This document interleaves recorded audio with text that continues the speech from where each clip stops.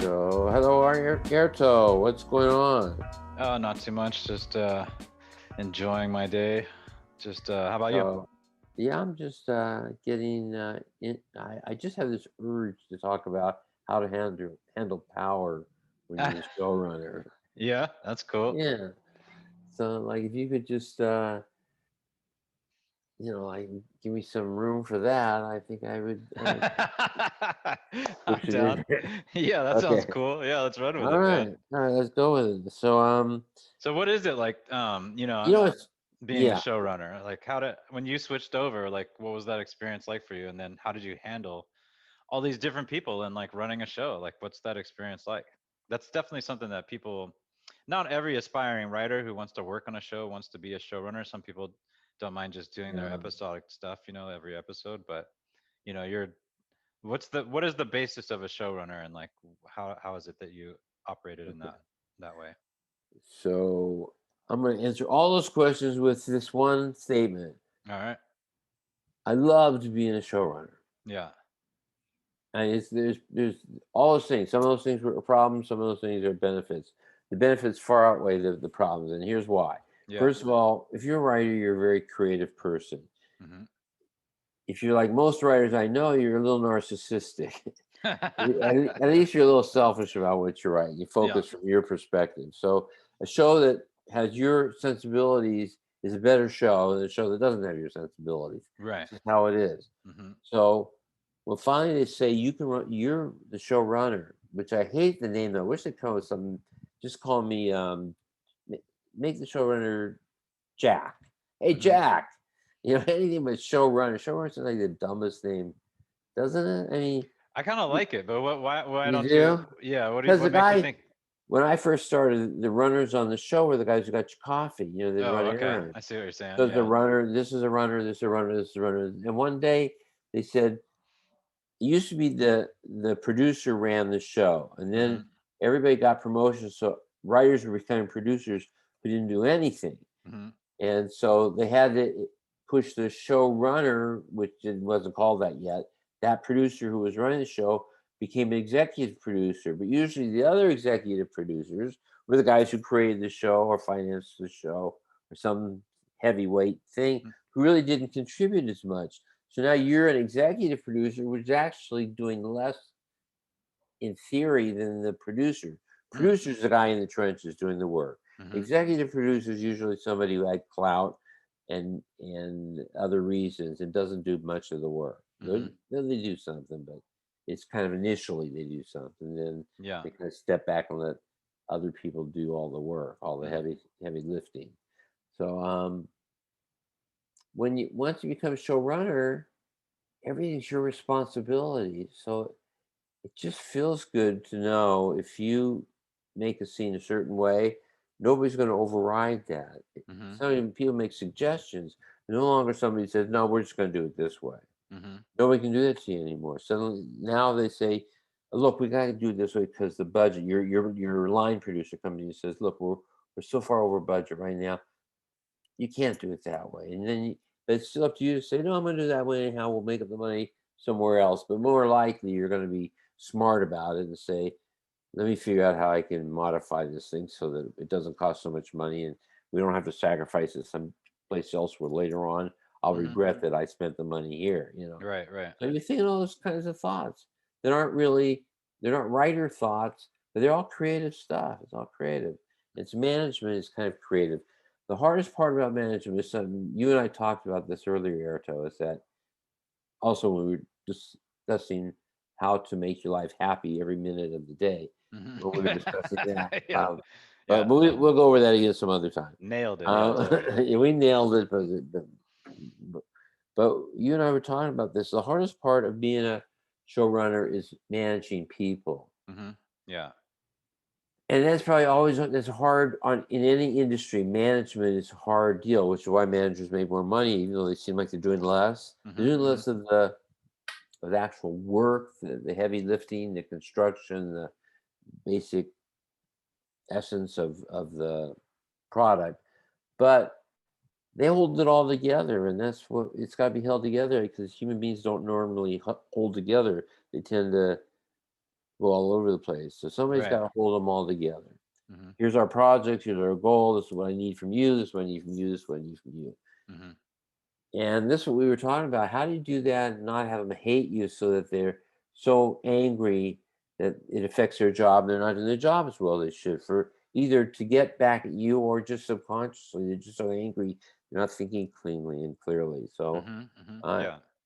the trick is to get people to do what you want them to do and what you're going to insist that they do. You have them do that without being angry or embarrassed. You don't want to say to somebody, you obviously this is so screwed up. I'm just going to tell you what to do. Just do it my way, and we'll be fine. Hmm. That's never say that to anybody because you just destroy them, and then they can't work either because they're feeling useless and Yeah, that sad. doesn't work well Down. for creatives, creative people like to feel like in charge of their creativity. Yeah. Yeah, so So you have to keep them involved. You got to keep them. You got to make them feel they're important. hmm. And they are important, but you got to remind them that even when you're overriding them because of the time need and because somebody has to do it because otherwise we have too many opinions and we can't get the show done. Um, that they have to accept that and still like you. And it's a tough line to walk. And I've had best friends who hate me now. I've had Hmm. best friends in this business because we're working together so well till it got to a point where I did something that had to be done. That's really in each of these cases, I'm the innocent party, and it's all their fault. Yeah, yeah, yeah. But it is. It's actually where I had to do the right thing, and I've probably lost about 4 friends who really dislike me, Hmm. who I just wish were still my friends, but we Yeah, disagreed on something, and I had to say, well, we're going to do it my way. yeah. I mean, Yeah. is it just like that, push and pull? Like, is that part of the issue? Is that, or they just feel like, do you know from their perspective what it was that drove them to feel like, oh, this isn't a relationship that I need to keep or whatever? Because you still have to work together, right? Yeah. Um, you know what happened in one case was jealousy of the other person because by this particular podcast, I'm sounding kind of arrogant, but I'm not really arrogant. But listen to me because Yeah, I'm yeah. always right. Yeah. Um, that this particular person whose name I won't mention, I love this guy, and we were not only working together, we would socialize outside, and hang out and uh, shit. We really got close, really good friends. My best friend, he was my best friend for a while, Hmm. and then something happened which involved me being elevated quite far above him, Hmm. and then having him answer to me.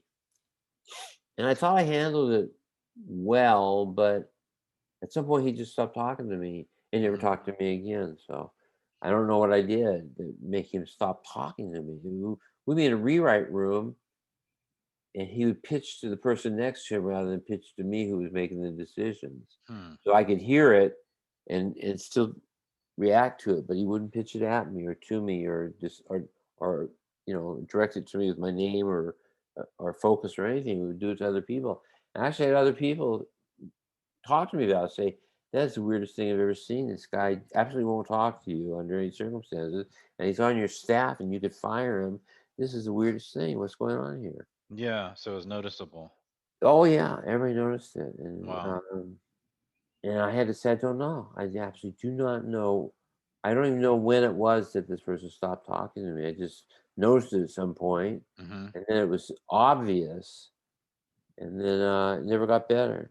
That's Never. happened to me before. That's definitely happened Really? to me before. Oh yeah, for Yeah. sure. And then I tried to make amends with the person, and I saw him at this place that we were at in Canada. And I bought him some beers so I could, we were at a bar. I ran into him. I bought him some beers so that we could sit down, chit chat about. That was my intention. And Yeah. he grabbed the beers, topped them, like that, and then just walked off. And cheers, and just walked off. Wow. And I was like, oh, okay, all right, we're not gonna ever. I Wow. don't know. I never found out what it was that upset him. So yeah, Well, I people. tell you, It's a lot of That's gonna psychology. yeah, yeah. Psychology is very important. You have to be somewhat of a student or have studies about human nature, even if it's not in a formal way. But you Hmm. have to pay attention to the way people react to certain things because that happens a lot in show business because you make friends with people and then you get promoted or they get promoted and you whatever, and now you're at different levels. It gets awkward, and that happens Yeah, a lot. And definitely in I've show had it. business. Yeah, because it can happen so quickly.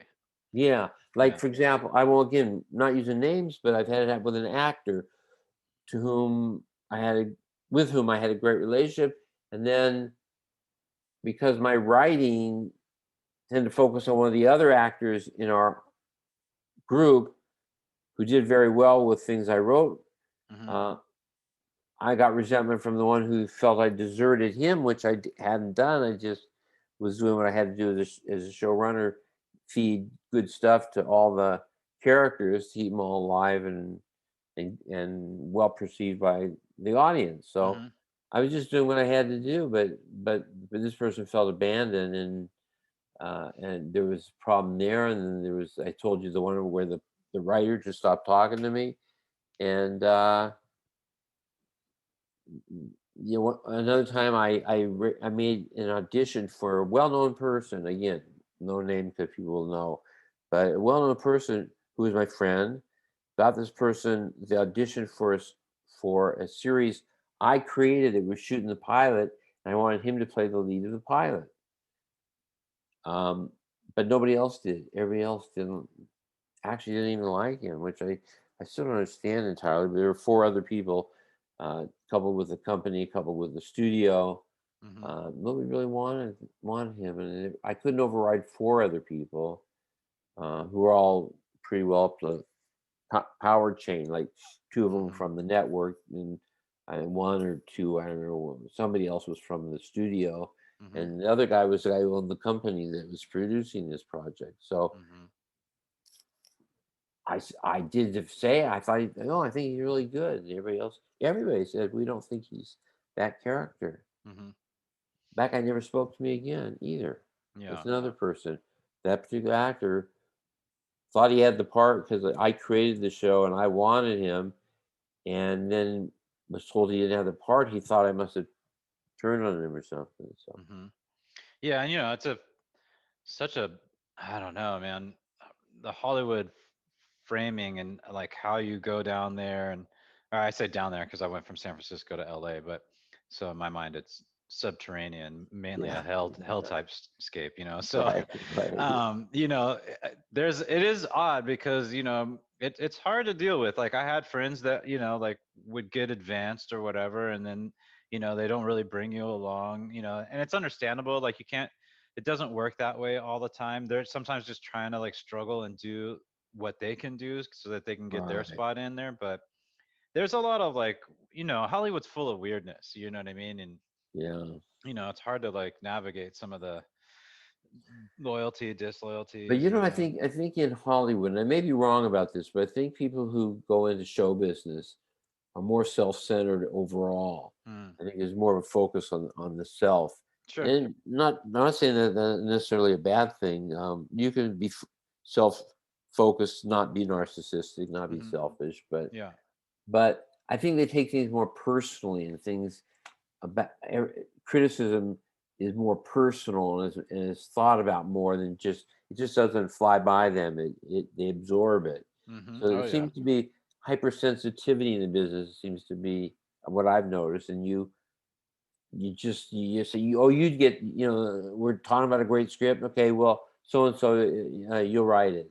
And Hmm. then everybody else is like looking at you. Why'd you give it to him? Hmm. Why did he deserve it? Why didn't I get to write it? Right. Yeah. There's a lot of that. Yeah, for sure. So yeah, there's always that, but the key is to hire somebody who breaks legs. So, Hmm. so when somebody does it to you once, you have his legs broken, and then he doesn't do it again. Yeah.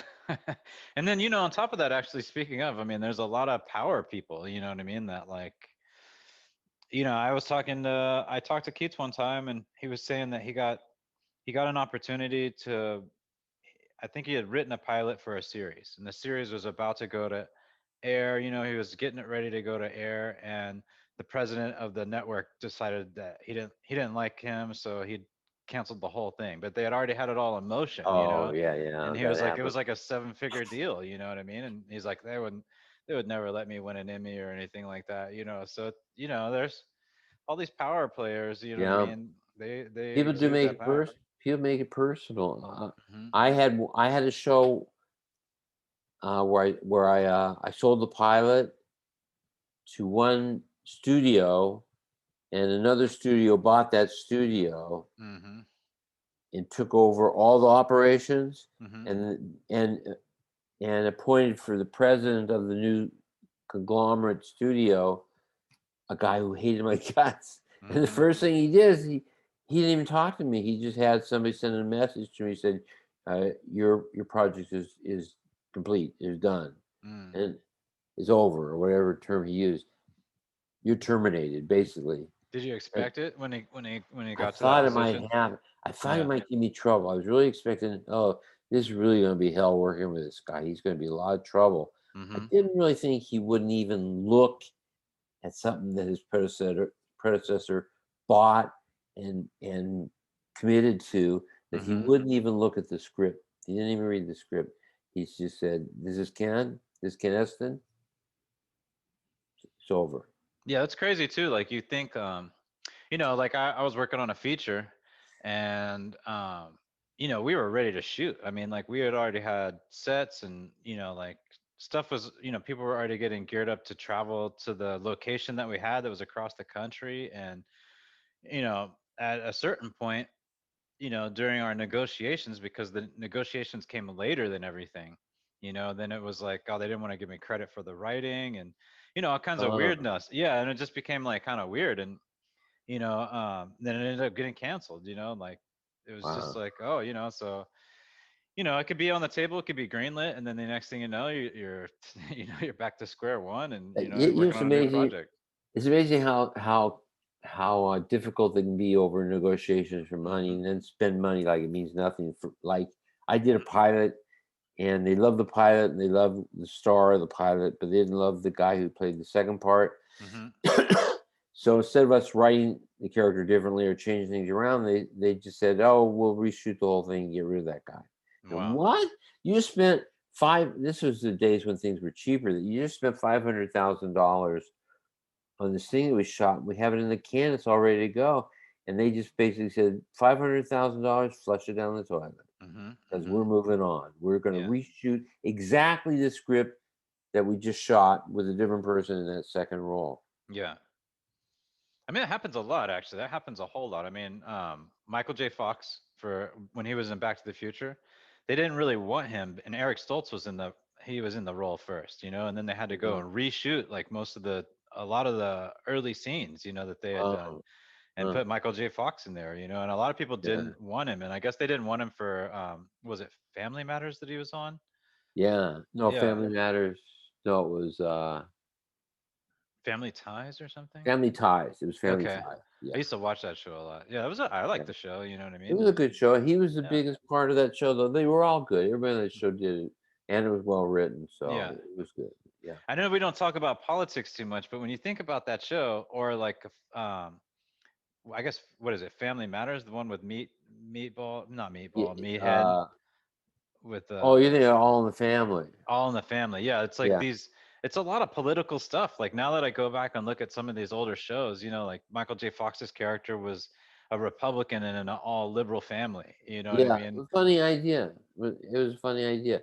They didn't do it a whole lot because it was more about the character conflicts than about Hmm. politics. Because the networks are very careful about not offending people because they need Hmm. a really big audience. Unlike some of the streaming stuff, which can go to very tiny audiences, a Hmm. very small loyal audience. But in those days, boy, you had a big audience, so you didn't want to offend the Republicans, and you didn't want to offend the Democrats. So you had to kind of give them equal time on that show, even though the lean was toward a liberal family. Yeah, definitely liberal. Yeah, Definitely yeah, liberal. It's very it's very interesting, dynamic. But going back to like, how did you? Because you didn't step in as a showrunner. Did you just watch the showrunners that were in place before you got there to learn the role before you started doing it? yeah. Yeah, I wasn't on. I started on Taxi, and in the third year, I took over running it. So I had 3 years to see how it was run, and I always wanted to run a show. So I was paying close attention to what Glenn and Les Charles were doing. There were And how two did they shows. work as a team? You know, because it's a little bit different than you ran it by yourself, right? Yeah, I ran it by myself. Most showrunners run it by themselves, but um, Glenn and Les Charles are a team, and they started out as a team. They wrote spec scripts as a team. They got their first job as a team, and they did everything they did as a team. And they were, as an entity, the two of them together were possibly the best. I think they may be the best half-hour showrunner writers, including that includes people like Jim Brooks, who obviously is a very t- talented man. Hmm. They were probably the best. Glenn Les Charles, as the Charles brothers, Right. that entity, because Glenn would do more jokes, which was interesting. That Les was very focused on story and structure. Though Les also pitched jokes, and Glenn also pitched things about story and structure. It Hmm. was clear that Glenn was more joke focused, and he was more. His mind was just always coming up with jokes. He was very funny, Hmm. a lot of jokes, and Les was just focusing on this, always focusing on the story. And at first, you pick up that pretty quickly that there are two different parts of the brain that you need as a, if you're a showrunner, or even just you're a writer, a top writer, you have those two sides. You have that side that's focusing on structure and organizing your work, and the one who has to be funny and clever all the time. And they're Hmm. kind of like two different parts of your brain, though maybe not. Maybe they're the same brain goes into different focuses. I don't really know Hmm. exactly how the brain works, but Yeah, I don't have a clue. I know very few people do. Yeah, Yeah. and those who claim they do are crazy. Just So gray spaghetti as far as I know. yeah, yeah. So and they call it your brains. I'm gonna, Right. you got Just you like got people say, yeah. shifter brains. Yeah. Wait, I don't have two brains. I only have one. But then they originally used to consider, because it has that Two uh, hemispheres, cleavage yeah. kind of in the middle between the two hemispheres. Yeah. Some people used to refer to them as brains, and that's stuck. We still have expressions which say, I'm gonna, the guy. I can't. I keep thinking of the same phrase, but I don't want to repeat again because. Uh, It's kind of like when people say skies, like look up into the skies. It's like there's only Yeah, one yeah, sky. yeah, It's yeah. nuts. Certain things that people do plural where, But pants always threw me off, yeah, because it should just pants be are hard. pant. Yeah, absolutely. Is Yeah. each leg a pant? Is Hmm. the other their pants? Yeah. Is It's that just a how it was originally done? it's a I don't singular unit. You know what I mean? know. I Yeah. know it's true. Uh, anyhow, That's why I use dungarees. I always say dungarees. do you? No, I never say Oh, no, dungarees. never. But I will now from here on out, just Well, because just it because you makes more said sense. that. Yeah. No, I think it'd be a funny trademark of yours. Everybody, you write these great scripts, but everybody wears dungarees and Or stuff. pantaloons. Yeah. Pantaloons is probably a little bit, well, it still sounds plural actually, right? Yeah, yeah. Yeah. You have one pantaloon on one side and the Yeah. pantaloon on the other. Just call them overalls. So how do you Yeah. so when Um, you stepped into the position, you had been watching them for a little bit, and did that help you? How did you get your style? Did you yeah, pick a that's lot up from so. them? Yeah, I picked up a lot. There are a lot of things I think I've told you also that are worth repeating is that you should never throw the baby out with the bathwater. And what I found is even the best writers tend to do that. If something's not working, they just throw the whole thing out and want to Mm-hmm. start again. Mm-hmm. And as an observer, I'd watch them, even with their show running, saying, gosh, they really didn't have to throw that out because what they came up with was no better than what they had. And Mm-hmm. we could have started with something that wasn't so great, make it better. Mm-hmm. We better than start from scratch and hoping from scratch you're going to get the better. You're more likely you're going to get another one of those things that you have to fix up to make better. Mm-hmm. I used to see that happen all the time, throwing things out that was fixable, something that was fixable, throwing it out. So one of my decisions then was to trust the material more and Mm-hmm. fix it rather than omit it, fix it Mm-hmm. rather than destroy it. I've always been like that all my life. I like to fix old things. I keep my clothes forever. They wear out. My wife says, "Get rid of those clothes. They got holes in them." They got, I oh, seriously do the same thing actually. I yeah, have shirts that are 20 years old sitting in my closet. Yeah. yeah, A lot of holes. Yeah, and I like them. They're more comfortable. I was like, who am I getting dressed for? I'm sitting at the house anyway.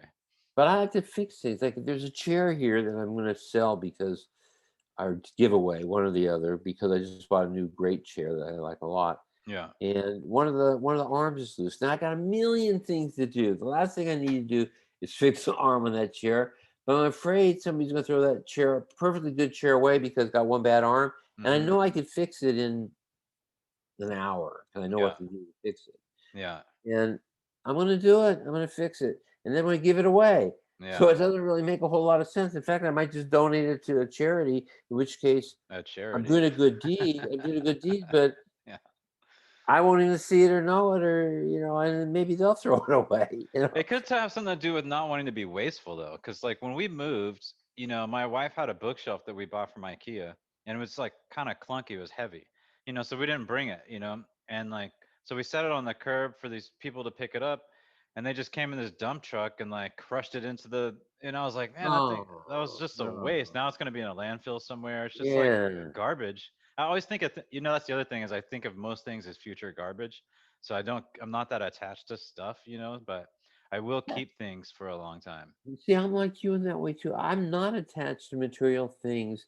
If if for some reason my wife said, "Look, you gotta get rid of those clothes," or me, I get Yeah. rid of the clothes. I'm not Right. gonna Yeah. have Yeah. the Yeah. Yeah. clothes, but I like not giving up on things that Hmm. still have more life in them. You know what I Yeah. mean? Like me. Yeah. Yeah. So, but I do that with all kinds of things. I just save things. I fix them.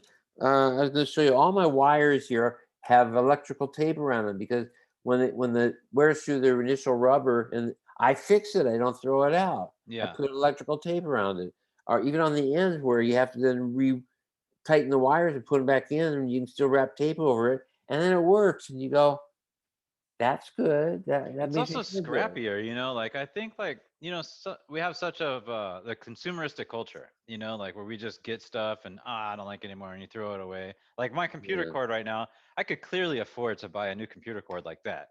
But for whatever reason, it's like, well, I've had this one for a while. Let's just see how long it lasts, like I just tend and I have a bunch of stuff. My wife sometimes she's like, "Are you going to use this stuff?" And it's like, "Well, I don't know, but I don't want to like throw it out." And then I'm gonna be like, "Where's that one thing that I needed? That piece of rubber that I kept." And I'm not like a hoarder. I don't keep a lot of stuff, but like, I try to be a minimalist, really. But I do keep things for a long time. Like I Mm. don't Well, just that's get kind rid of a stuff. minimalist kind of does that too. You do keep things for a long time, usually fewer things, but Hmm. the whole idea is not to consume unnecessarily. That's kind of how I am. I hate malls. I hate department stores. Yes, I I hate all hate them that all. I hate consumption. shopping. I don't All like that shopping. consumption bothers me. Yeah. Yeah.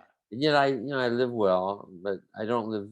My wife thinks I don't dress well, but look how well I'm dressed. My mom, or not my mom, my wife Did I is just say always my like, mom? I meant my no, wife. no, I said that actually Oh, oh, accidentally. I don't want to confuse the two, or else my wife will yeah, flip yeah. out. You know what I mean? But she's always like, "You're a king. You should dress like a king." And I'm like, "I just wear whatever's comfortable." I don't really. Yeah, that is being the king. So, Yeah. but anyhow, so when you run a show, you bring your personality into it. My Right. personality was about saving things, and I did shows for a long time without anybody ever saying, "Hey, those shows aren't as good."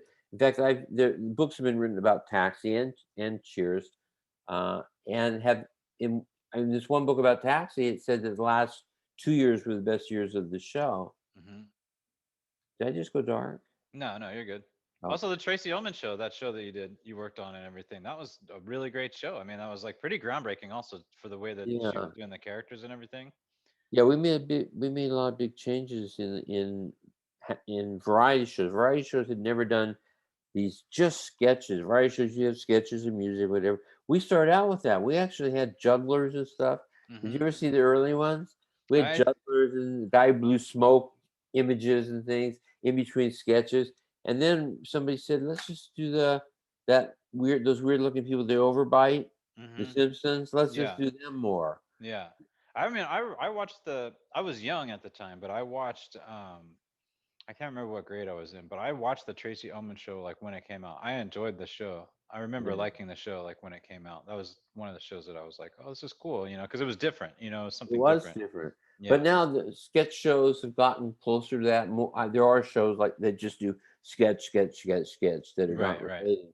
Yeah. And I think we the first half hour, but for prime time, that did that. Just one sketch after another. We had to differentiate between just a cut to a new scene or a cut to a new sketch. We'd throw in Matt Groening and his Simpsons Mm-hmm. to give us some space, and then Yeah. people know, oh, that's the Simpsons. Okay, that's the end of the piece is definitely over, and they're going to start another one. Then Matt and his Simpsons took over television. Mm-hmm. I mean, Mm-hmm. they became so big.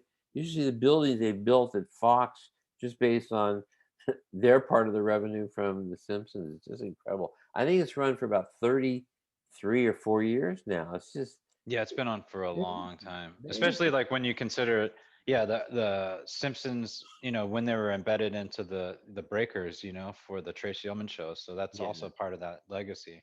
yeah, And that's where they started, and look what they became. yeah, I mean it's still on. Oddly enough, like I don't watch regular television, so I don't see like, I pick a show and I watch that show. You know what I mean? I Yeah, don't really watch. TV's you don't watch changed. the whole program. People Yeah. used to sit in front of a TV and not change the channel unless they had to. So there are a lot of shows that were hits. Like Taxi was a critical hit. Right Hmm. from our very first year, we won Best Comedy in our very first year. And Yeah. they won it again and won it again. And then we were moved into a bad time slot because the network wanted to cancel the show for reasons we spoke about before, Hmm. uh, where they couldn't politically cancel the show because it was still winning awards, so they had to put in a bad time slot so they could then say we're going to cancel the show because the ratings are bad. And they were right. They put us in a bad time slot, and sure enough, our ratings just fell off. People didn't look for us. Hmm. Today, they'd record it or they look for the time to be streaming or somewhere they get to it whenever they want. But Yeah. nowadays, if the network puts you in a bad slot where nobody saw it because it was just at a time when people aren't watching TV or aren't watching their particular channel, you're dead. You're over. You got bad ratings. They cancel you, and they cancel Taxi. And they only did that because they hated Jim Brooks, who created it, who Hmm. ran it from the top. Even though when I was running it, Jim Brooks was the guy everybody was afraid of Hmm. at the networks because Jim wouldn't let the networks see anything. He wouldn't let them come to run throughs. He wouldn't let them come to table reads. All these things that they automatically always do for every show. He Hmm. wouldn't let them come to shooting. Maybe he let him do. Maybe they did come to when we shot. I don't remember that part. Wouldn't let me release when I was running this show. Wouldn't let me release a list of the shows we had in mind to produce. Hmm. I'd always have a list of possible shows for that season, and then when I'd talk with Jim Brooks, and the other writers, and would limit this, would kind of work it down. Some writers came in with their own ideas, but the truth is, I probably thought about half of every season were my Hmm. ideas, even though other writers wrote them. Did Uh, you like at night? Did you watch TV like after work or whatever, just to see like what was out there, or like running at the same time as your show? yeah, I mean, we still could record shows, but people didn't do it like they do today. And so, Hmm. yeah, I saw. My favorite show was Barney Miller. Oh yeah, I love the bass line, man. That's actually like one of my favorite bass lines of all time. Oh yeah, yeah. What? Yeah. How'd that go? Do you remember? Dum, doo-doo-dum, Yeah, yeah, yeah, doo-doo-dum, yeah, yeah, yeah. doo-doo-doo-doo-doo-doo. I was just watching Barney Miller like 2 weeks Yeah. ago. Yeah. Oh yeah, Barney was my favorite, and I watched some of the other, the shows that were our competitors. I watched Family Ties, and I watched. Hmm. I did every once in a while I'd glance at something like a Laverne and Shirley, but Laverne and Hmm. Shirley was physical, silly comedy that Hmm. worked great for them. I mean, that was a form they chose to do, this kind of sillier, broader Hmm. kind of comedy, and they had much higher numbers than we had. Hmm. Ours was too cerebral, even though it wasn't really cerebral. It was just more character driven than joke, or but we had more laughs than they did, I think. I don't know, but there's a difference in style.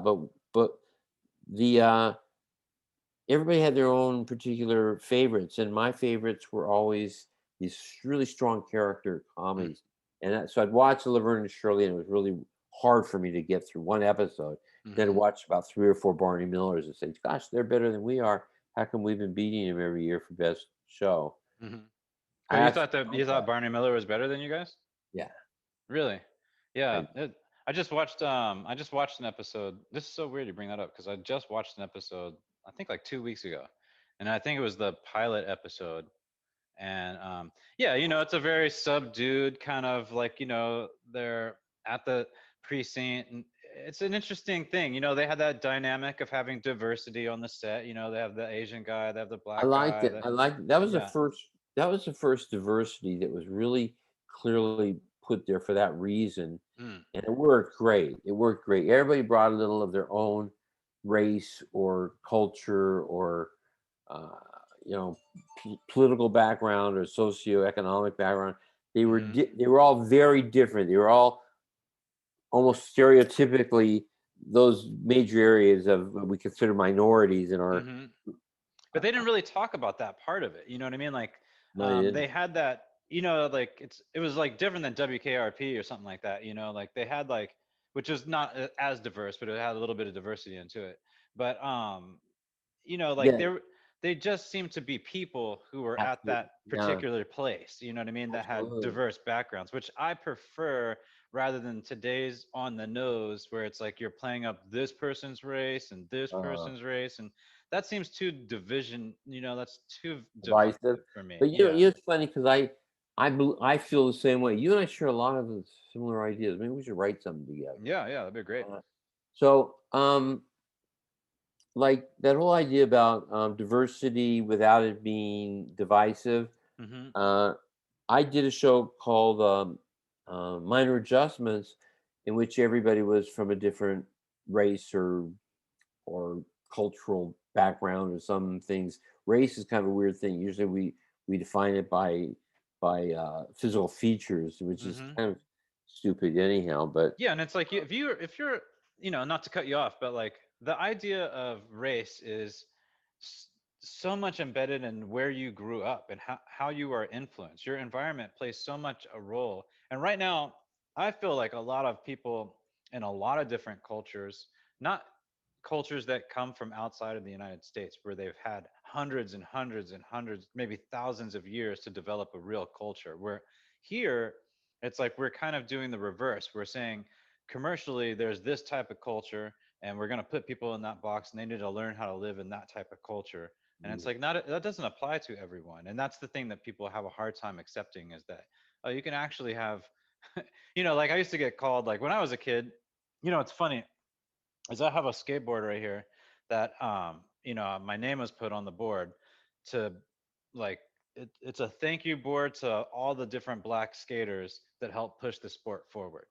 But uh, some of the people on this particular board used to tell me I wasn't black enough. And then I would have white friends tell me that they were blacker than me. You know what I mean? And I would, you know, uh, based on this like social construct, because I listen to rock music and they listen to rap. You know, it's this social construct. yeah, And I yeah, used to tell like, especially my white friends, I'd be like, wait until the cops show up, and then we'll see who's the blackest here. You know what I yeah, mean? Because wow, we'll find out real quick. You know what I mean? And yeah. yeah, you know, anyway, I sorry I didn't mean to cut you off, but yeah, No, shows that no, are no. divisive like that. Yeah. I wanted to do a show like Barney Miller where the race was obvious Hmm. and yet was not defining the show or the purpose of the show. Right, So it right. wasn't the race was not the theme of the show. So Exactly. so I did a show called Minor Adjustment. Everybody was different, very diverse, and if you weren't, and even now, language changes also.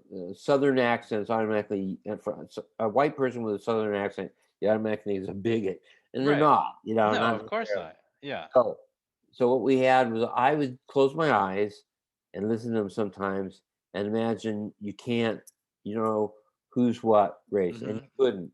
And Yeah. all of you were speaking, you had no idea where they came from or what they were. You knew what was going on to them with them right now and how Hmm. they were interacting, what their problem was with each other. Hmm. No sense of anything. Right. Everybody colorblind and taste blind, you know, whatever it takes to be able to be completely unbiased. Hmm. And I sold it that way, and um, they put us in a terrible time slot. We were doing really poorly at the network we were at. I think it was ABC. No, whatever. It doesn't matter what network it was. It was one of the majors, and then a tiny new network spinning off from Paramount. I can't think what it's called now. I can't remember the name of it. Started up UPN, I think they called themselves. Hmm. Yeah, I remember that. they started up, and they came to us and bought our show, And the people who own the show, not me, the people who actually owned it, the production company, wanted the sale because they wanted to be in a good time slot on a new network rather than a killer dead nowhere time slot on a major. So we went to the smaller network who paid um, top dollar, paid our license fees and everything had to be done. And then they called me in the office, said, Ken, we love the show. It's a great show. We're going to move it over here. It's going to be really good for us. But we have a larger black audience. Mm-hmm. And so we would like your show to be blacker. Mm-hmm. That's the word they use, blacker. Mm-hmm. All right. Well, don't you understand the whole point of my show is that nobody's any color, Mm-hmm. nobody's any ethnic or race, Right. racial group. I don't know Everybody. why that's a bad thing. You know what Yeah, I mean? they said yes, we know that, and your show's not doing well on that network. And our Oh. network, you need to be a black show if you're Mm-hmm. going to be on our network.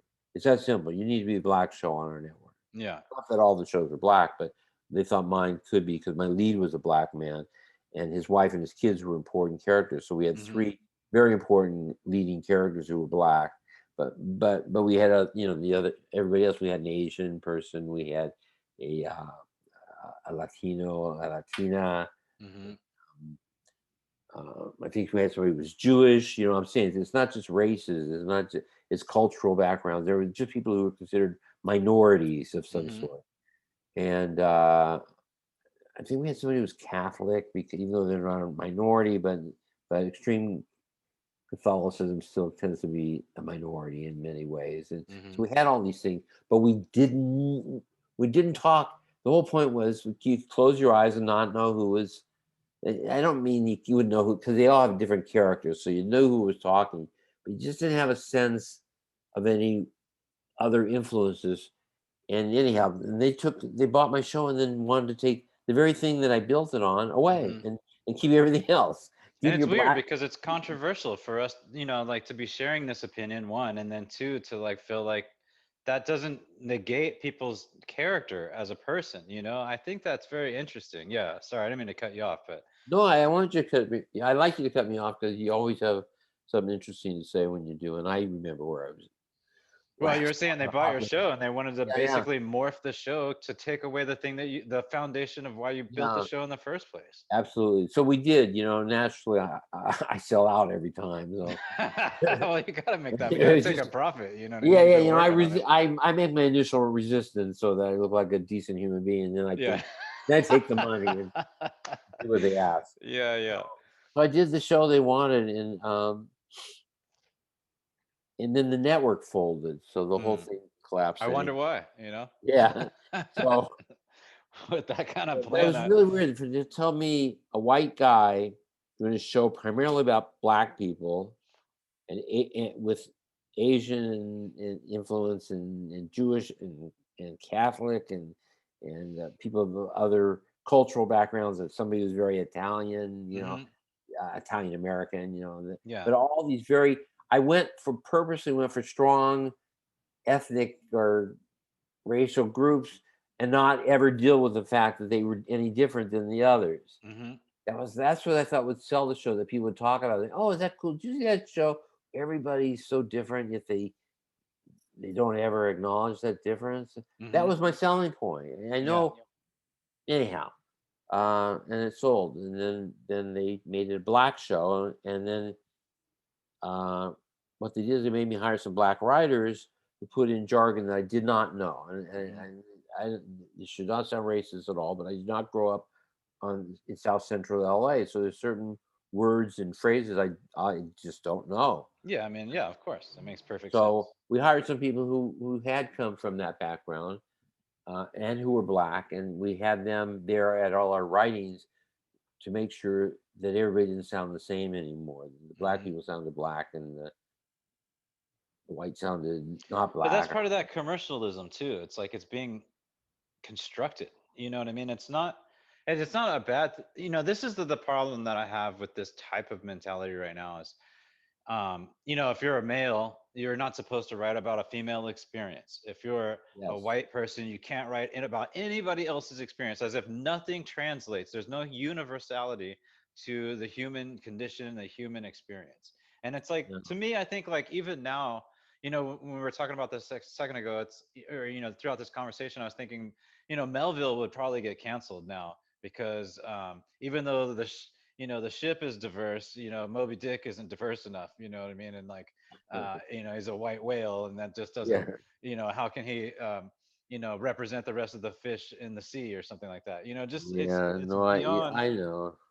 It's a little bit of craziness, It is you know. crazy. It's very hard to deal with, I'm sure and I'll get canceled for saying that. yeah, yeah, you're already off. This thing, Yeah, you just destroyed this little yeah. project we're doing.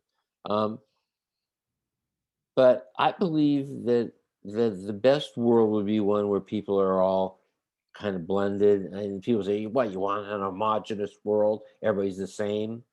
No, Yeah. you can be different, but No, but you I can know also. It doesn't everybody's, have to be forced. yeah, That's the thing. everybody's gonna be different because they're another human being. But I mean, if the world somehow could blend, so Hmm. there wasn't any you against me or them against us, and I think that's the only salvation for the human race. As long as people strongly identify with a particular group as their own or chauvinistic, Hmm. and there's going to be wars and there's going to be fights and there's going to be terrible stuff. People have to blend. And so I love these, there's new commercials now with a lot of interracial commercials. You don't watch much TV, so I guess you don't see it, but there are a lot of them. I'm thinking, well, I wonder who's behind these because it isn't like the advertisers to do good deeds. Yeah. Right. Somebody's saying they must have found out that it must sell their product better. It has to be that because why else would they do it? But I they have have my all the suspicions commercials. about that. And this is the thing that I think about it, which is like that seems subversive, and in the reverse, right? Is what I've noticed is, during the Black Lives Matter like ramp up, over the last few years, then all of a sudden there was mainly a lot of black people put into a lot of different spots and commercials and TV shows and on the news. And I mean, I love it. I love to see it. But my Yeah, thinking is, um, it's very unusual because they didn't skip a beat and have to take time off to train these people how to do the job or anything right. like that. And so for me, I'm thinking like, well, if they can just step right into that position, then one, you knew that they're already capable, and they're capable, and two, you weren't putting them in there. And it's the same people who are controlling that sphere weren't putting those people in there before, but now that it's politically Oh, I I see. say politically So they could important, have. yeah, they could have They always could have been done there. that a long time ago, yeah. Yeah, and they just chose not to. And those are the same people. In my mind, I don't know who changed. I don't know if like there's more power in one person's camp or anything than there is now. But I just and here's the thing. Like I mentioned that feature earlier that almost went and then it didn't go. Well, the producer, it was female, right? So she had some. One thing she didn't like is that I had a bit about a beard off, during the Civil War. But they had a lot of facial hair, interesting facial hair in the Civil War. And again, like I think I mentioned this in a different episode, that my wife, who's an anthropologist, actually brought that to my attention. But adversely, she said we don't have enough female characters. And then, come to think of it, I was like, oh, that's actually true. Like it wasn't intentional. I wasn't trying to exclude women. It's just that, like in my idea of the Civil War, reenactors tend to be, other than the nurses on the field, they tend to be largely male. And that's just kind of part of that history, right? But when she said that, then I was like, oh, what we could do is we could have one of the characters that we think is male turn out to be female. You know what I mean? And Yeah, that that'd be interesting. it helped move the story forward. And I was like, okay, Mhm. that's something that was an oversight on my behalf, you know what I mean? But I totally acquiesced to that, and I was like happy to do it. And it actually, in my mind, made the story stronger. So I was like, oh, Yeah. that gives us another dimension, So it was a good suggestion. It was a good note, but I don't think that you have to impose those things on every single thing. You know what I mean? Yeah, well, that's why I wonder, sometimes good things come from not good reasons, maybe even Mm-hmm. bad reasons. Mm-hmm. So I find it remarkable that it's commercials, which I have the lowest regard for of Mm-hmm. anything on TV, are the commercials that are really trying to trick people into buying their product, Mm-hmm. either by psyching them in or out or whatever, Making you feel have stupid. started to go with interracial couples. And I'm Mm-hmm. thinking, that's a nice thing they're doing. Why would advertisers do a nice thing? I've never seen Mm-hmm. them do anything good. Yeah. So my first thought is there must be some people must be who buy these products must be more liberal minded, or it has to have some effect that's making them sell more products, right? Why else Hmm. would they do it? Well, They I noticed a lot corporate of stuff, people. yeah. I noticed a lot of people like fearful that if they didn't join, because it's when we become like that social mob, it's like you get scared, like, oh, like, well, if I don't say I support, black Oh, lives or well, Asian lives or Jewish lives or whatever lives that are like the soup du jour, if you don't say that, then your business suffers and people try to lambast you because you didn't come out and say, oh, I totally support this thing or this thing. And I think that part of it is kind of wrong because you don't know what that person's history is with any person, like they could be completely open to people, and like, again, like I grew up a lot with the consciousness of like what race is kind of a construct and it's also kind of a prison. And like when I was younger, I used to be really concerned with, you know, I would think that people were being racist. And now that I look back, I think, oh, they probably weren't being racist at all. Like I was just being ultra sensitive. And that is unhealthy. I felt like I was in a mental prison and it wasn't healthy for me to feel like everybody out there is a racist because then it's like you're kind of teaching victimhood. And I don't think that's healthy. It's like if you feel like you're going to overcome, and like we had a black president, you know what I mean, like, yeah, we went to another person who was a Caucasian, but now we have a Caucasian again, so it's not like everything's totally radically different, but we did yeah, have a I black thought, president. you know what? You know what? I have to admit that I was surprised that we elected. I'm delighted. I voted for Obama twice, but Yeah, in the same election. But yeah, I'm yeah, uh, yeah. Yeah, there you go. uh, no, but I Once with and a mail in and then once in person, yeah. yeah, right. But I really thought that was a big, big change for this country. I Yeah. went, wow, America has just elected a black president. Look where we've come from slavery to now the most important person in terms of power and prestige in the country is a Yeah. black man. Hmm. Wow, that's fantastic. Hmm. Didn't seem to change anything though. Now he's gone and we all know he was elected, and there is some, I guess, some thought about I think symbolically, that's why I was positive. kind of like, well, symbolically, it definitely changed, because then it was possible. You know what I mean? It became a possibility now, where before It's a possibility to kids it who wasn't. grow up Yeah, knowing that anybody could be president of the United States. like Chris Rock had a really famous book bit in like Bigger and Blacker, where he was like, "There'll never be a black president. They won't even make, Yeah, like that'll never happen." And then here he is having dinner with that black president at the White House. You know what I mean? yeah, So he was, yeah. he You're surprised, yeah. yeah, and I think as a symbol, it was, it's a But healthy look at the move forward. terrible stuff that's going on now, and so Hmm. it wasn't like I thought that the nature of our country had changed. The perception and the ideas and the prejudices and whatever had changed because enough got together to elect a black man as president of the United States.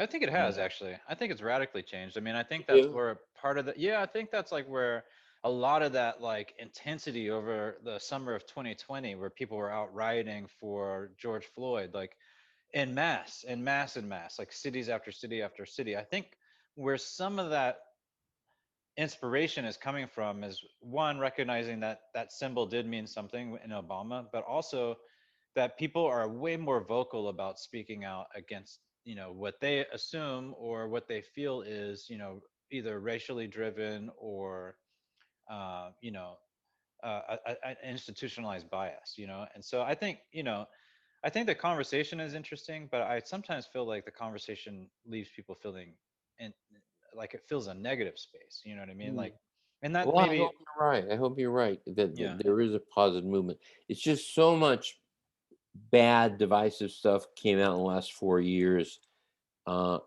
that made me think, boy, there are so many people out there who hate other people who are not like them. Hmm. I didn't realize it was that severe. Hmm. I didn't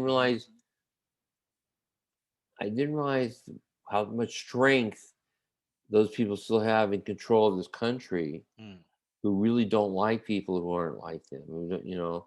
But what do you think though, as a creator, like, because you created a show that wasn't divisive. It was like these people are different, they have different backgrounds, and the point is that we're all here together. And I have, like Plymouth Rocks was basically like my type of like thinking of the same thing. Like the early founders, we're all here together. It's just a rugged space. There's all these different, it's an intermixing of everybody, but Yeah. that's not the main focus. It's the, now we have to battle the bees, or like whatever, the thing of the day that supersedes that.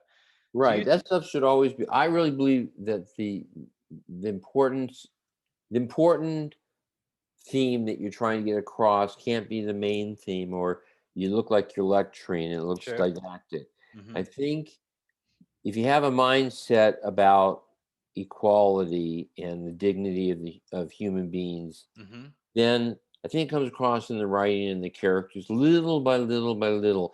And so Mm-hmm. it becomes, Bob Keats used to call this the X factor. And I Mm-hmm. think it's like your minor theme that you always have present, but never stands out so much Mm-hmm. that anybody has to pay attention to it, but it's there. Mm-hmm. And I Mm-hmm. think that's really important. I think if you try and lecture people, they tune out right away. Mm-hmm. They Oh yeah, tune out for and they'll sure. change the channel even. They don't Yeah. want to be lectured to.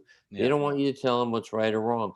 But if you show them people are right, you show a black man rescuing a white guy who's drowning, or something like that. And something just feels very uplifting about that, Mm-hmm. no matter who you are. I think it's sneaky in a way because you can't get to them by being totally honest with them. But you start showing races doing things for each other and getting along. And I think that does have influence, but I don't know. I, Mm-hmm. I just hope it does. And Like, I can totally identify with the idea of like wanting your representative, whatever you consider you to be your representative, in there to have a voice, because it can, you know, um, be tainted if you feel like somebody doesn't understand your perspective, but they're speaking for you. I get that. You know what I mean? I totally understand that as well. I think that's a valid point actually. But, mhm. and then, That's but, why like yeah. Good Times was like a show that was one of the first all, black families in sitcom history that, focused on the black family and, ghettoized living, but, you know, was written primarily by a white guy, or, however you want to consider Was him, it? what I mean? Was it? Yeah. I mean, No. it's what's his name? The same guy who wrote Neil, what's his name? Neil, same guy who wrote All in the Family. Oh, he's one of Um the writers on All in the Family. yeah, the creator, Neil, I can't remember his Oh, name the though. creator. Oh, the Yeah. creator was Oh my goodness. Yeah, it's just like when I'm on the spot. This is why I don't join Jeopardy. Yeah, you. This is why you Also, gotta. I'm not that smart. That's the other reason. Well, you have to. You cut this part out so it looks like we think of it Yeah, instantly. yeah. Wait, Instantly just pop back. no, What the- Neil, no, it's not Neil. It's definitely not Neil. It's yeah, let me look this up yeah, actually. Creator of creator of All in the Family. Okay. And that's gonna be Norman Lear. Okay. Norman. You had the Yeah, yeah. end right. You just had Right. it wrong. It was Neil, not Neil. It was Norman. Norman Yeah. Lear. Yeah. God, I hate that I couldn't remember his name because he was so important in the business. I knew his name easily. It's just not a name that's spoken that much because, unfortunately, 'cause he's older, people tend to. He's still working too. He's I know, 98. I That's know, he's still working. incredible. That's just But, incredible. What a lineage. What a lineage. That's amazing. but Just the he dominated. There was a time when he dominated television. yo, yeah. The The Cosby Brothers, Jeffersons, Cosby Sanford and Brothers. Son, Good Times. I mean, Yeah. he created some of the most Oh yeah. iconic black families of all time. That is amazing. This Yeah. white guy did all this black stuff. Yeah. Yeah. Today they would never allow that. Yeah. This is written by a white man. You got to get a black writer. I really believe they'd say that. Well, Maybe he that doesn't. happened on Good Times. Yeah, he talks about that, where it's like that they felt a lot of pressure, the actors and everything, and felt a lot of pressure from, their branch of society, you know what I mean, it was putting a lot of pressure Yeah, on them, and so they get some had black to more start black. gearing it toward like a certain perspective, and Yeah, and yeah. that That's happens. why I say that the only salvation for mankind is is being homogenized. And I know Mm-hmm. that people think it's an awful word, and I don't. Mm-hmm. Idea of everybody blending and becoming maybe one race, one people, Mm-hmm. where people skin color is all kind of a little brownish, little, it's little, people aren't dark or lighter. It's just everybody's just people. It all got blended, so you could be anything, and you got all these genes in you, so you could have a blonde kid, one kid, the next kid could come out, you know, uh, dark haired and dark eyes and black skin. It could be a black kid. Why not? Yeah. I don't know what are dominant and which are recessive genes, but I'm saying get to the point where none of that matters. Just another human being is born into the world. Another human being died. It's just human beings, but it'll never get there. But But I if it, think with a show like you were saying, where you pitch like a show where, like a Barney Miller show where you have all those different types of people in the show, but that's not the focus of the show. You're not not putting the that focus, on the nose. To me, I but think you don't even have to have a blending. You could just do that, and that takes care of that problem. To me, well, that's that would yeah. if people thought that way more and could do shows like that without that sense of, And then I mean, hire black writers, hire Asian writers, hire women, hire trans yeah, people, like absolutely. all I that kind of believe in stuff. diversity. Yeah, Absolutely, I'd like to see diversity, yeah, and it should be based on the numbers of people in the of races. You can't have one person if in a represent millions of people. I mean, that's not yeah, well. yeah, We've got our one token, white, black, brown, whatever. yeah.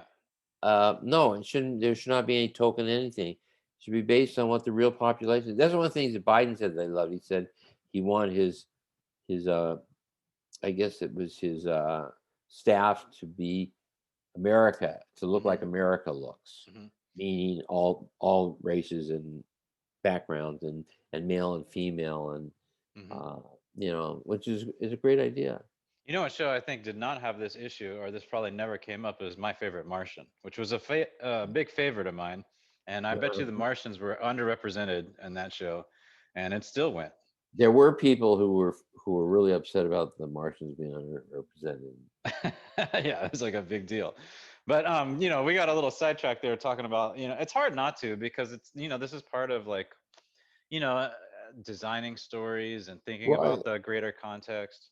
sure. Well, because this was all about having to deal with problems that don't relate directly to the creative part of Hmm. your storytelling, but they are creative solutions. So my idea of having a show that was, how would you describe it? Was blended, so Inclusive. that inclusive. Okay, I don't know. I don't know the right they word. I weren't don't ready know. for. No, no, I know it doesn't matter what the word is, but the networks they weren't ready for it. They didn't want it. Nobody wanted it. They The put it I word. in a bad time slot, and it does poorly. Yeah. Put it in a good time slot, it did well. He's moving around. It's like, it's nothing. It's just filler. Get rid of it. It wasn't. To me, it was a huge purpose. I had a big purpose behind that. Hmm. I did putting this idea in people's heads. You work with somebody, and who they are is not defined by their color or their cultural background or where they were born or where they were raised. It's Hmm. just defined about how you interact with them.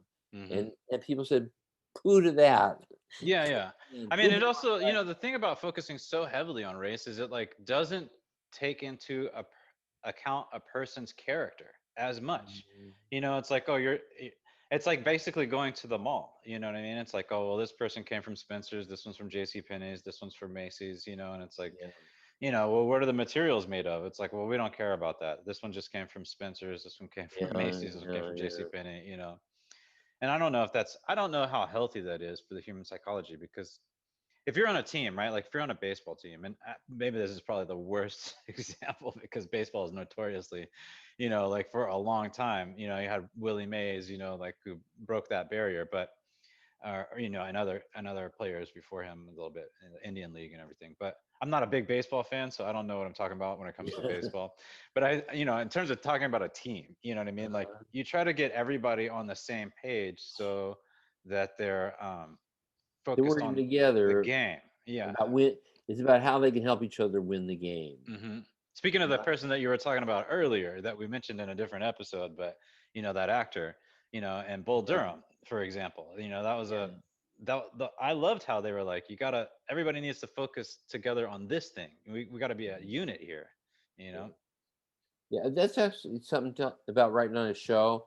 If you, it's the song "New York, New York." Yeah. If I can make it here, I can make it anywhere. Or I can make it Yeah. there, I can make it anywhere.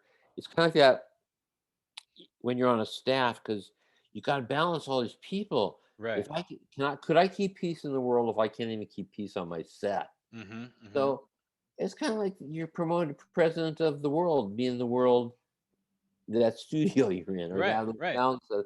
And so it is great to be a showrunner. So you are in charge. If you're motivated to do good things, you'll feel good about the good things you accomplish, and you feel bad about the bad things. But hopefully, the good things will outweigh the bad things. But Hmm. as I said, when I look back on running a show, I enjoyed it. It was a lot of fun. I liked when something was not working and they come to me and say, "So what's the solution?" Hmm. It was up to me to figure that out, or people are having opposing ideas and saying, this, all right, we got to move on. We're going to go with his idea, Hmm. and then the other guy's mad at you for a while, but you did solve a problem and kept the show moving, and hopefully that guy who's mad at you won't be mad at you forever. But You like um, the jigsaw puzzle portion of it. You like to solve problems, and I like solving problems. I like being the guy in charge. I hmm like that. I liked when everybody said, when we can't, ultimately, we have to please Ken on this. The project was mine. I hmm owned it. It was my idea. It was my characters. hmm Um, in my case, sometimes you're the showrunner. They're not your characters. On Taxi, when I was the showrunner, they weren't my characters, but they felt like they were my characters because I loved them. I love those characters. And also, you grew to know them, right? Because you're writing episode after episode. You're there when they're pitching stories. You really. Yeah. I like to champion other people's ideas. Sometimes not always, on par. I mean, I like my ideas, but I like to also like you said, find solutions to fix a scene or fix Yeah. or redirect the theme so it's more overarching. I think that stuff is so much fun. You know what I mean? It's No. and like you're really using your intellect. It doesn't always have to be just mine only. You know what I mean? It's when the whole thing's over, when an episode is shot, it's done, you say, "Well, that's how I wanted to do it." Hmm. So it's either gonna work or not work. When it works, it's great. When it doesn't work, yeah, you don't feel so great about it. Yeah. But um, as opposed to when you're writing on a show, it's never about whether this episode works or not, because your episode probably got changed pretty much along the line. But if you're the showrunner, even if it got changed along the line, you made the decision about changing it or work, whose suggestions go in. So ultimately, it does reflect who you are and reflects Hmm.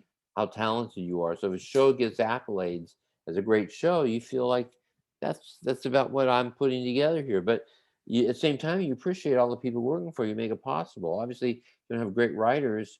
You're screwed right from the get go. You can't run a show and make a great show when there's no great writing. That actually Just made me doesn't think of happen. a couple of things, like because you worked on a couple, more than one show. It's not like you just did Taxi or Cheers. Like you did a multitude of shows, different styles. So how does that relate? Like how does it compare to having all these, show running on a different environments completely?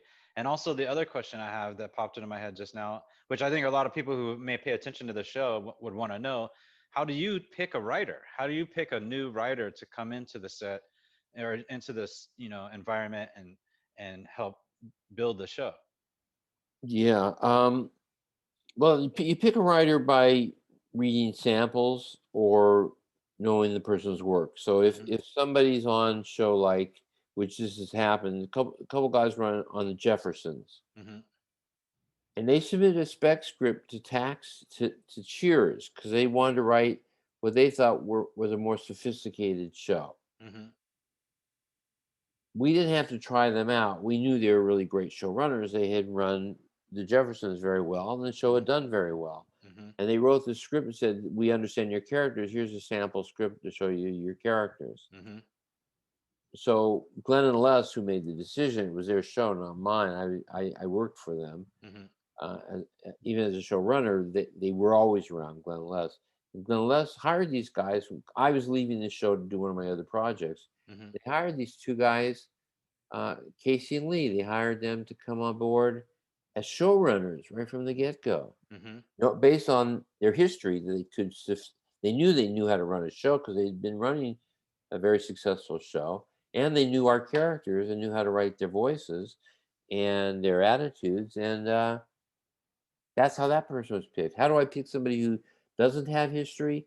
Then it's totally off a script. If I read a script and I really like the script, and then I meet with the person, and the person isn't a sociopath or somebody, Yeah, totally. they don't try to strangle me or Yeah. mate with me, either one. Yeah, yeah. Uh, Totally. then then I'm okay because I read their script and I like their script, and I don't care if they're quiet or very vocal. Hmm. What I care about is the written word, the script. Hmm. So ultimately, you'll get your job or not get your job. I believe on what you write on your computer and what they see, what's on the paper or on the screen. That gets you your job because a lot of writers don't have great personalities. You don't hire Hmm. them for their personality. The Hmm. one thing you do hire them for, and this is consistent, and writers should be aware of this, you do hire them for their ability to get along with everybody in the group. And that doesn't mean you Right. have to agree with everything that's said. It just means you got to be somebody who, when you're in the room, does not disrupt the room where the room can't function anymore because of your arguing beyond the point of just trying to make a point and selling Hmm. it. Hmm. Or if you're really kind of difficult, mean, and nasty, and you make other people feel bad in the room.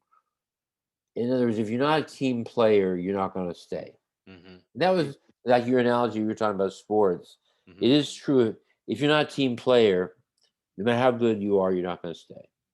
You have to know how to disagree with people too. It's where it's like, you, I think it like, when sometimes when people hear disagreements or whatever, like you said, there's a lot of ego involved. It's just a natural part of being a creative, and so people take things personally. And so you Yeah. have to like especially when it comes to writing. I don't know. There's something about so personal about writing, and then you're Oh, like, yeah. here, critique this for me, and then you critique it, and people are like, I hate your guts now. Yeah. Yeah. Yeah, and Right. Yeah, it's so hard. It's so hard, even for me, with all my years of doing it and having had the experience. I still have trouble hearing a critique about my work. mhm, If they don't like something, I think they're wrong. If mhm, they do like it, then I'm a little embarrassed that they're, I feel a little, I don't. The praise always makes me uncomfortable too. mhm, So I don't yeah, really like when people are critiquing my stuff. And most writers don't, but you have to take it. That's one thing you say. As a showrunner, you have to say, I don't like this scene. You don't have to mhm, say it's a bad scene.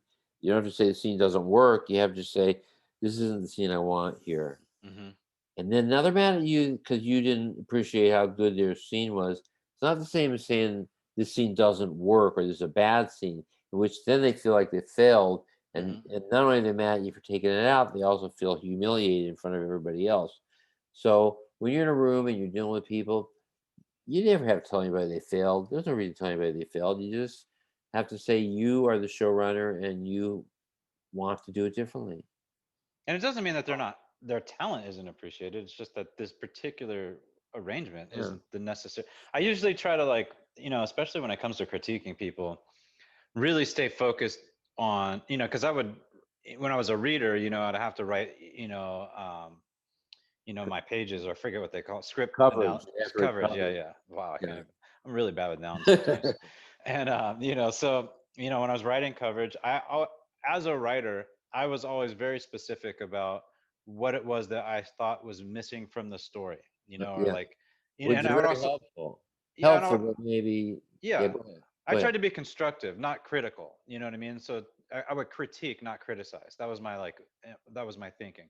And Oh, also, I would, if I had something to say, I would also try to back it up with a possible solution. It doesn't mean it's the yeah, right one, for them, but yeah, maybe it help. Sometimes when people offer a solution, it also kind of like, even if it's not the right one, it gives you another insight as to what it is that they're thinking might be the issue. And so either the note could help, or the solution might not help, but it could be like, oh, that's the problem you're having with this, and understanding that. But and again, it's like, the thing about being a reader is I realize, like, it's very based off of like my particular mood at the moment. Not like I like to champion other people, so I don't have that bitterness. But if I'm tired, I might not read it the same way as if yeah, I'm true. really energetic, or if I'm like in a really perky good mood, I might have a different take on, whether the sarcasm works, or whether this setup for the romance is playing Yeah. well.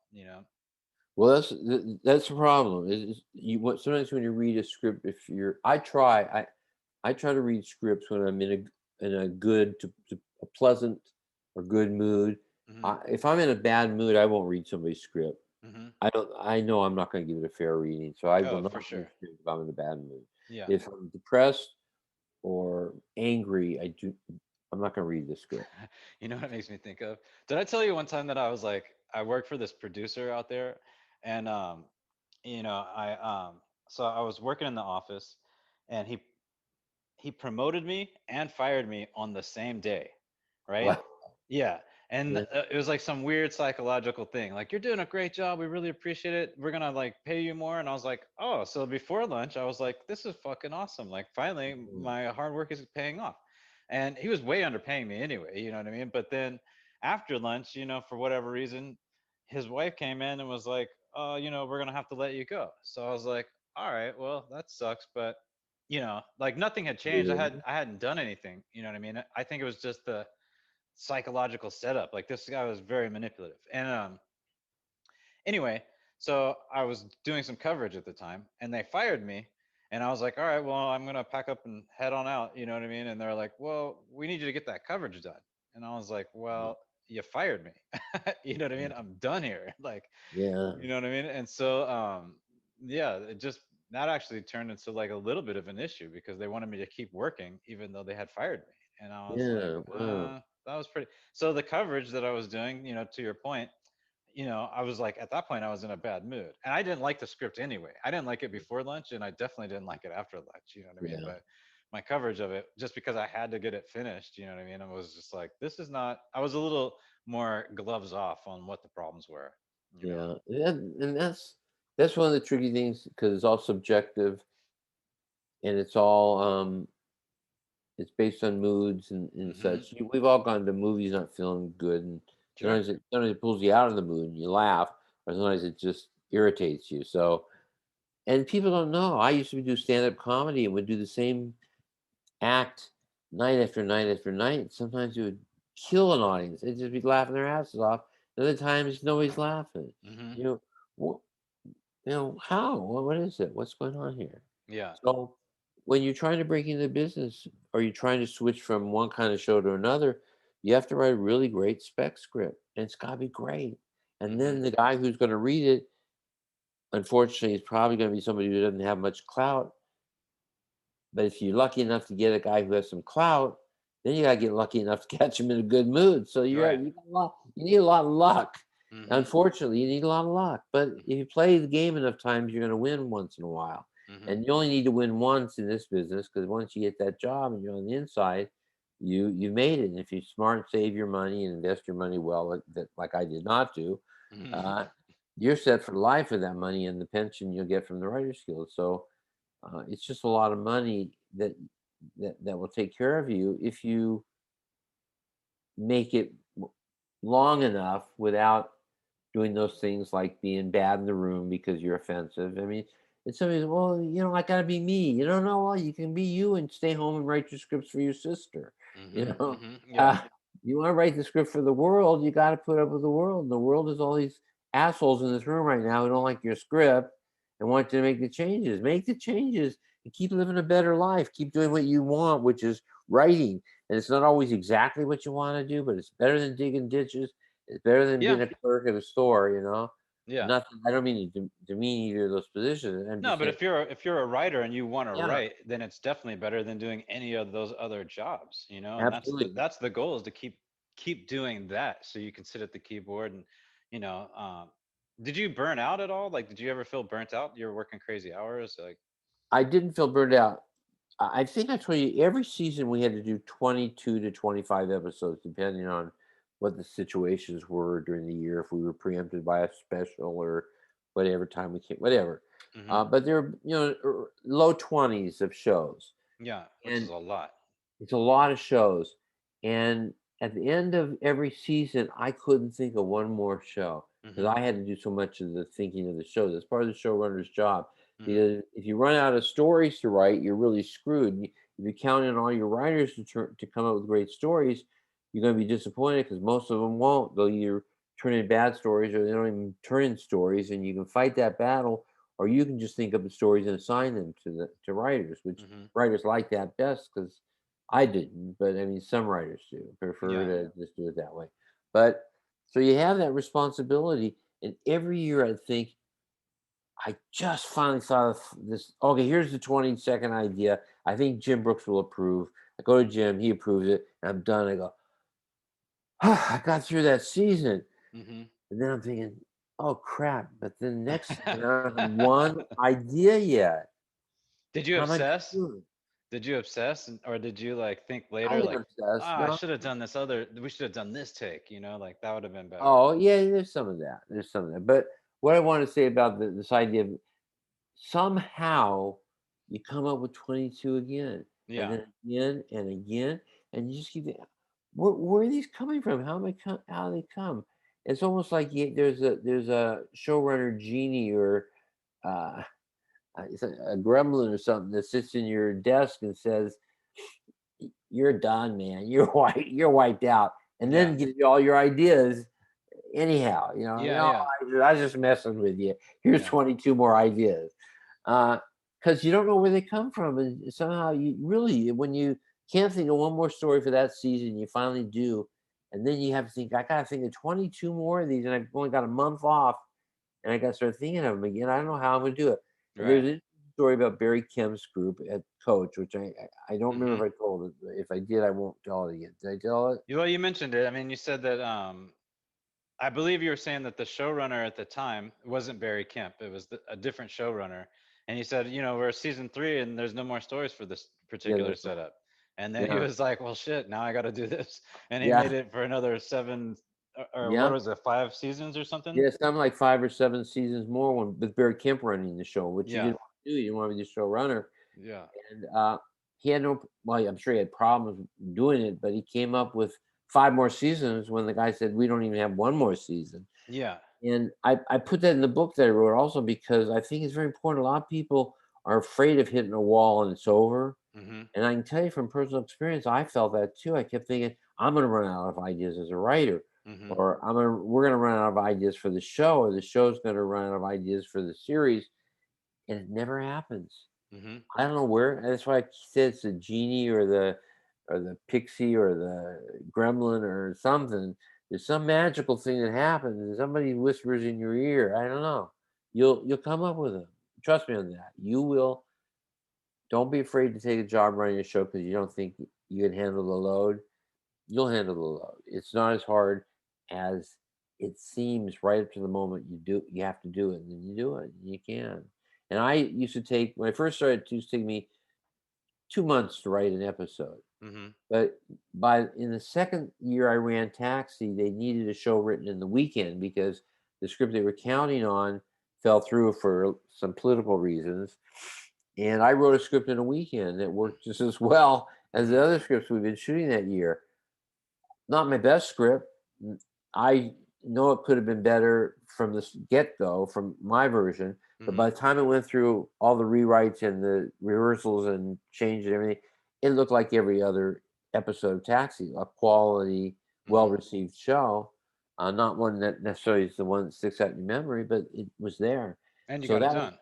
and I got it done in two. Yeah. And I, when he said you're going to have something on the table Monday, I actually turned to my secretary and I said, because she did the shorthand. She was going to help me.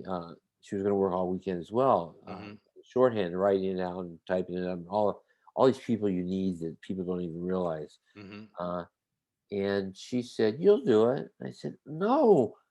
I said, "I don't know anybody who's written a whole half hour in 2 days Hmm. by himself." I said, "I can't do this." And she says, "You'll do it." Real calmly like that, and it kinda helped that she said it that way too. Hmm. I kinda felt reassured by her in a way. I just thought, either she knows me better than I think, or she knows something by having been around and been a secretary and seeing how many of these have been written or not written. Whatever, it made me feel good. Sure enough, I wrote it in a weekend. But you get a lot of energy though when you start breaking a story. Like once you get like a little bit of a piece of something going, and you're like, oh, this scene leads into this scene, and oh, this is what this character do. Then you're on that ride. You know, you're on that journey. It's I don't Yeah, know. yeah, it is a ride. It is a ride. And you know something else that helps is besides that you have to get it done, Hmm. is that you no longer have to get notes from anybody, so you don't have that slowing you down. Hmm. Yeah. Have a weekend to write a script. Nobody's going to say, "Well, I don't really think that's the right way to go," or "No, we'll consider this." Why we consider all those things slow you down. You Right. just write, Hmm. and I don't think I've ever had that opportunity again ever, and I don't know Hmm. if I ever will. Nobody was going to give me notes. It was going to go to the table as I wrote it in 2 days. Yeah. Yeah. Yeah. That's pretty. I mean, and you just like you just run with it. You know, once you get an idea, you just do you feel I feel like this sometimes like when it's really rolling, it's like I'm more taking dictation than I am like really leading the charge. You know, it's like I have it I know just I've starts heard to that. roll out. I've heard people say that. I feel sometimes it does just go really easily. Never had the sense that somebody was really taking over, or that I've heard people say the characters start speaking to me, they start Yeah. speaking their parts. Hmm. I've never gotten that sensation, but I have had some scenes just easy to write. Some are really hard to write, and Yeah. other ones like it is being told to you. It's just obvious to you where this has to go, and then you realize, oh wait, a minute, I'm too obvious, and then the twist comes just as easily as the obvious way came, and Hmm. you're just going.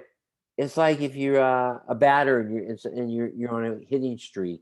There's no good explanation for why you can hit the ball better for 6 or 8 or 10 games, Hmm. uh, and then go back to the way you usually hit again. It's just what happens.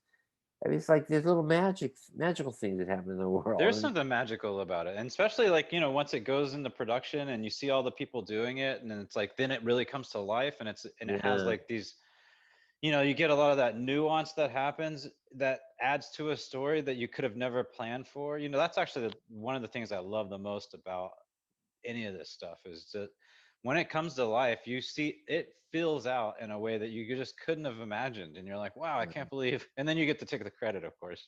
yeah, you get the credit. But some writer producers like Apatow actually encourages his writers to ad lib, and Hmm. he writes partial scripts sometimes. I don't know, maybe all the time, and that's the actors kind of filling in a lot. Yeah, same with what's And his he name. says that gives him a lot of inspiration and a lot of material, that he doesn't have to write, but he Hmm. wouldn't have thought of. And Yeah, yeah.